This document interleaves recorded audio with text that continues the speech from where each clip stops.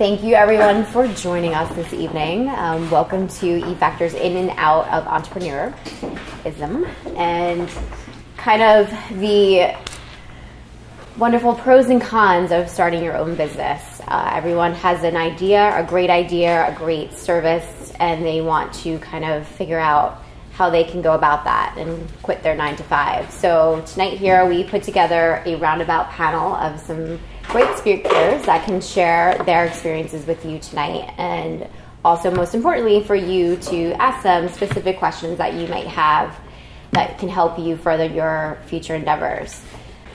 And today I would like to introduce you to our panel. We have Jason Sherman, if you'd like to stand up.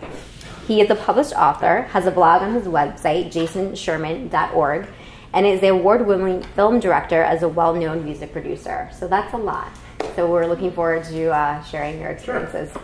You can kind of just go into how you started your business, what your business is about, and share that with us, and we'll kind of go down the row. That's awesome.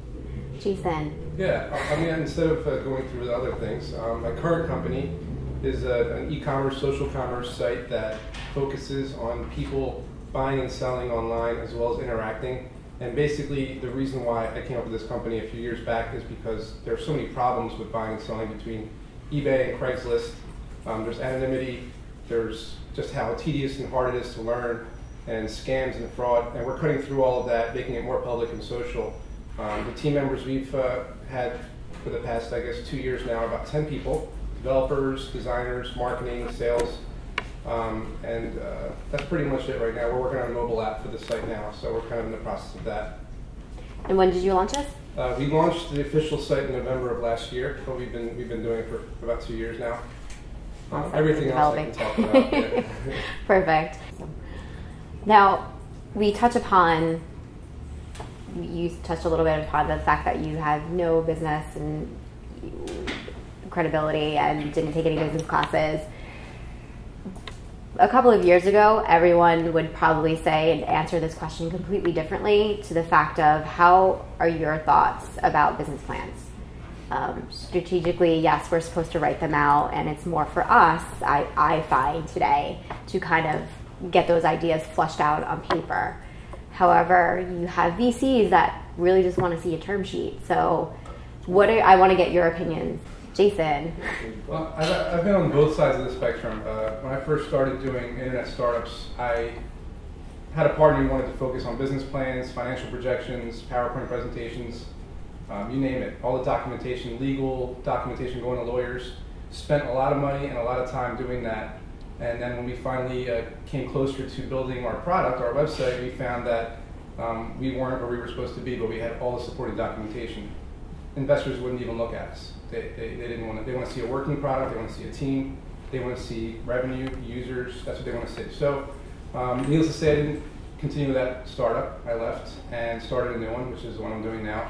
And I started the other way. So, forming a team, building a product, forgetting about the paperwork, getting everything working, get users, meet people, get ideas, get feedback, build your product. That's what you have to do. You have to build your product. You can do your business plan, your financial projections, your PowerPoint presentation, your legal documentation, your contracts. You can do all that stuff while you're building your product. But number one should be product. Number two should be your paperwork. And that's the way I'm going to be from now on. So as you guys were starting up, what were maybe some of the most challenging obstacles that you were presented? Jason, what did you find challenging? The most challenging aspect of filmmaking would be managing a 50-person set, cast and crew, feeding them, making sure the lines are being done correctly, equipment's being ran properly, time management on the set. That's very hard to do, to manage 50 people on a set. Internet, it's difficult to, most challenging part is finding a team that believes in your idea and wants to help you build it. Managing them is not so hard because if you're good at managing a 50-person set, a 10-person team is not so bad. But it's challenging to find people to follow you and to join your team and believe in you and your product. You bring a good point. I always find that people have a hard time managing people and managing employees and managing a staff. When we talk about entrepreneurship, obviously a lot of us fail. A lot of us fail at certain things that we're doing. And we obviously learn from that, and that's one of the biggest things that we can take from that learning challenge. What are some of the things that you say, you know what, yeah, I learned from this, I made that mistake, I made it big, and I'm able to, take away from that. Jason, it looks like you kind of... A lot of failures when you're self-employed. It's been a while since I've had one, because I've learned, but the main one I would say is trusting the wrong people. A lot of people talk, and you have to kind of vet them and test them and see what they're good at before you just believe them. That's a big problem. I've also failed at launching a product to market. I thought I had a good product, and then I found out that it wasn't that good. Spent a lot of money and time researching and building and learning something. It might have been a tangible product, like an invention, or it might have been something I wrote or produced, or something that I just tried, like a website that I tried to launch. So failing at something is really learning, I think. So the next time you do something, well, I'm not going to do this, I'm not going to do that, I'm not going to trust that kind of person, I'm not going to put that much money into it, and I'm not going to put that much time into learning, and I'm going to find people that know about that idea so that I can maybe get some information from them and speed things up a little bit. So failing is really people, products, time and money. And once you fail at each of those, you'll be able to cut through the fat and succeed. Those who are successful have failed at some point. I've actually been on, again, many different sides of the spectrum for this type of thing. I've done what he's done for tangible products that I used to sell back in the 90s and the early 2000s, where I made money pushing out Google AdWords and ad campaigns, and there was no Facebook or MySpace back then. And before the internet was even popular, I was, again, she mentioned I was a music producer. In the 90s, I was a well-known electronic music producer and DJ, and I used to host events for 1,000, 3,000, 10,000 people on a regular basis. So the best way back then, and still works today, to push any product, doesn't matter what it is word of mouth.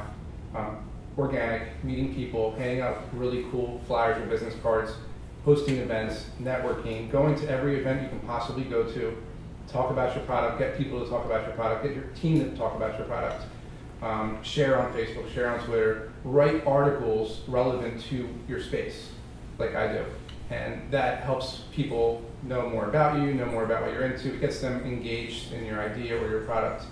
And yeah, you can pay for a million things, and you can do that, and it will drive traffic to your site. And it does work. We do everything. Like I said, we don't just do one thing. That's kind of what it is, I guess, is not doing one thing, is doing everything. Because if you don't leave any holes, then there's something to patch up, then you should be able to get as many people as you want to enjoy your product or service. Well said. I have two fun questions for you before we break out, because I want to go around and kind of respectively understand why they came out tonight. What are they looking to get help with, and what are your burning questions for the panelists? Where do you see your business going in 5 years? Jason? Make sure a product is a product. Yeah. Yeah, and going off that, when you are an entrepreneur, when you do work for yourself, you can choose your hours. So yeah, there's some days where I work 14 hours, some days where I do 6 because I'm tired from the 14 hours I just did. So you can choose your hours. But in terms of years and where I want to be and where I've been and all that, I've been an entrepreneur full-time now for 8 years successfully, without ever crying for money. I don't ever use money as a driver. I always use it as living a dream, living the reality, working what I love every single day when I wake up with a smile on my face. And when I worked in the IT world, because I was an IT network administrator, system analyst, IT supervisor, all different types of IT jobs in the 99s and in the 2000s, I wanted to hang myself. I'm making millions of dollars for these companies and getting, like he would say, a measly paycheck. And I'm wondering where my cut is, making them so much money. And when I finally got laid off in 2004, never looked back. And my 5-year plan in 2004 was to be successful, be happy, love what I do. And I'm at year 8 now. So every year just growing and growing and growing, new ideas, new projects, more people getting involved. You start to see people really enjoy being around you and enjoy helping you. And then what that makes you do is help other people. So I'm constantly looking to help others. I volunteer all the time. I help anybody who asks for any kind of suggestions or advice. I even helped fellow Axel over there the other day with his cool idea for his product. I happen to be in the technology and film industry. He needed somebody with both of those expertise. I liked his product, gave him some advice. I welcome myself to do that to anybody, for anybody, at any time. It's just what you have to do. You have to give back to everybody, because if you don't, you're by yourself, and that's no fun. So. That's about it. And now my fun question. Actually, And to put you. a good point.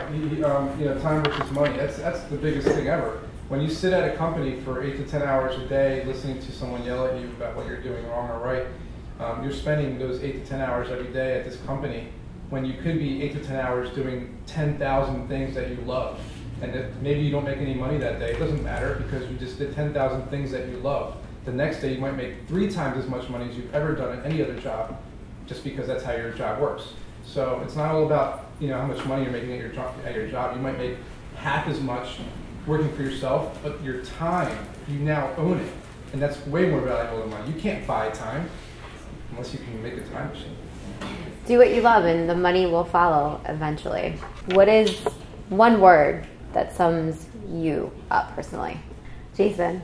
It's an open-ended one, but it's creative, because I've created so many things in my life in pretty much every single industry.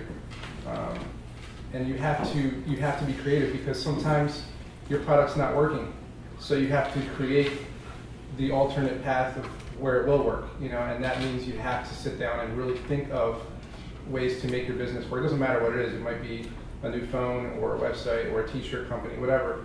You have to be creative. You have to come up with every single idea that drives your company to success. So whether people around you that work with you, your teammates, your coworkers at work, wherever you are, they may not be creative. So if you are, they'll follow you. There has to be an idea person, like Steve Jobs, So you have to be somebody who has ideas. If you don't have ideas, you're just not really going to be an entrepreneur. To me, that's number one, because you can be driven, you can be passionate, you can be money hungry, whatever you can be. Without ideas, you don't have anything. Then you need to find the team that can execute those. Yeah, back you up. Yeah. I'm a graphic designer for CRW Connect. We're doing multi-channel marketing. I'm looking to start my own nonprofit organization, and I guess a question would be, jumping into something so new and completely different than graphic design, what would be the biggest tip that you would give? What's the nonprofit for? It's to kind of get the youth involved in other nonprofits. So. I'd like to answer this because I'm actually doing the same thing he is right Sure. now. Just recently, I just started researching a 501c3. I'm sure you know what that is. And I also was thinking about starting a nonprofit because I have a friend who's schizophrenic from college. For 10 years, he's been bouncing around mental hospitals. His family's dead, no friends.